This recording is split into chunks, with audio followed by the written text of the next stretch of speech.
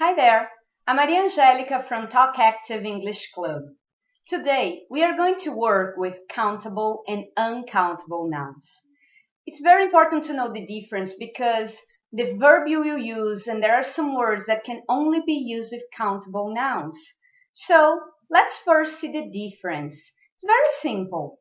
Countable nouns are things that we can count, like 1, 2, 3 pens. Uncountable nouns are words that can't be counted. What do you mean? I always tell my students to throw it to the floor. Wait a moment. If you look here, I have 3 pens. 1, 2, 3 pens. If you look, you can see 3 pens. Now, let's work with soda. If I do the same with 3 glasses of soda,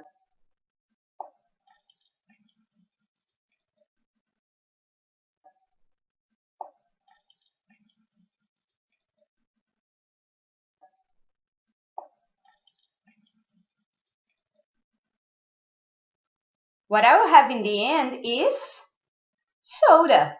And you are not going to know how many glasses I have because I can count glasses, but I can't count soda. Did you understand the difference? Another way to know if something is countable or uncountable is to see if we notice the object as one single unit, like the pen, or as a group, like spaghetti. We are not going to count 1, 2, 3. That's not possible. When we eat spaghetti, we consider it as a whole. Another way to think about countable or uncountable is try to break the object. If I have, for example, a bar of chocolate and I break it in half, I will still have chocolate and chocolate. But if I break the pen, I'm not going to have pen and pen. Actually, I'll have no pen. This can also help you with some uncountable nouns. But why is it important to know if a noun is countable or uncountable? Like I said, the verb is different and some of the words we use. First of all, with countable nouns, you can use the numbers and the verb can be singular or plural depending on the quantity. We also use the words many and few with countable noun. We use many to ask questions and for negative sentences to talk about a big quantity. And we use few to talk about a small quantity. For example, how many friends do you have? I have just a few. Remember that when the sentence is affirmative, prefer to use a lot or a lot of. How many friends do you have? I have a lot of friends. If it's negative, you can also use many. How many friends do you have? I don't have many. For uncountable nouns, on the other hand, we use the words much and little. For example, how much sugar would you like? Just a little, please. How much sugar would you like? Not much.